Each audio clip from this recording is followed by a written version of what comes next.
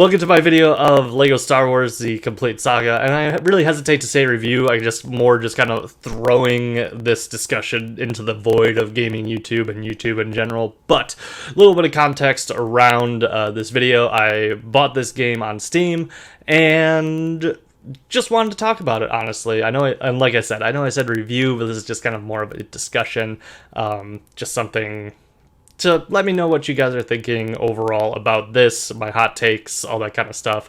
If they're terrible, do just let me know down in the comments. Anything and all things, please just hit me up in the comments. I would love to be able to talk to you there. Moving on, so with the actual game, now you have episodes 1 through 6 all conveniently in one game. And I believe it was initially released in the console generation of PS3, Xbox 360, and the Wii. For the actual original LEGO Star Wars games 1 and 2, those were released on the generation of PlayStation 2, the original Xbox, and GameCube. So, I played it on the GameCube way back when, and I played it on Steam now, and luckily, with all of the game combined, it brings some perks that LEGO Star Wars 1 didn't have compared to LEGO Star Wars 2 when they kind of updated the game and made some improvements to the overall formula, including just the red brick placement. They're actually in episode 1 through 3 now, as opposed to just 4 through 6, and the mechanics are all updated all the way through, because before there wasn't punching or anything in episode 1, but that has thusly been changed, so you can finally do that. And last but not least, well, kind of actually probably the most important is you have the updated roster. You would be able to play as Qui-Gon Jinn in episode 6, and you would be able to play as Darth Vader in episode 1 if you really wanted to. But having that complete roster is honestly just a lot of fun, being able to play as all the characters without having to change over to a different game or anything like that.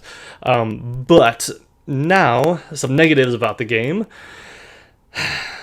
I have to admit that just kind of the placement of the red bricks was just kind of weird with the power-ups, and take this from a guy who does not have any background in game design, just played a lot of games, but like the ×2 stud, the currency in the game, the placement for it seemed super early, which then just through the domino effect kind of made the game a whole lot easier in terms of buying the full roster, in terms of being able to buy the rest of the power-ups without having to kind of grind to get studs to be able to actually reach the price point of some of the power-ups to make the game a lot easier. Once you got the ×2, it just became infinitely easier, and maybe it's just because I'm a 27-year-old guy playing LEGO Star Wars when I originally played it when I was like 10, maybe? I don't know. But anywho, so that's just kind of a quick thought on that.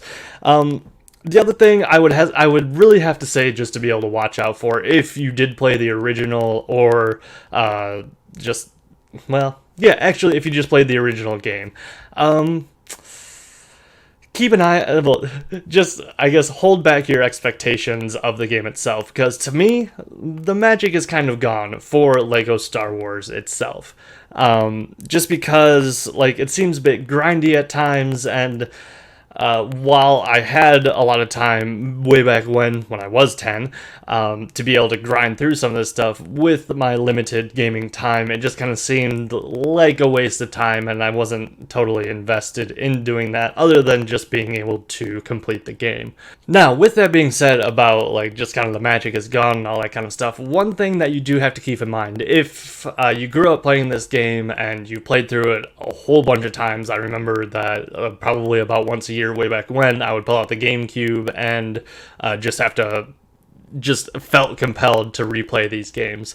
It is still very much a comfort game for me, and what I mean by that is just kind of a mindless game where you're just kind of going through the motions of playing and just kind of keeping yourself distracted. It was just kind of a nice, just kind of shut off brain kind of game and just kind of play through. You know what to do, you know what's coming, all that kind of thing. So while the magic and the fun of the game is gone, I do think for me that this game will forever be just kind of a comfort game.